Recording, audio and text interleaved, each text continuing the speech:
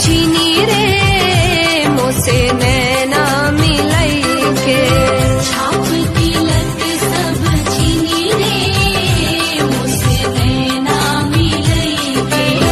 नैना मिलई के मोसे सेना मिलई के। नैना मिलई के मोसे सेना में बात अधम कह दीनी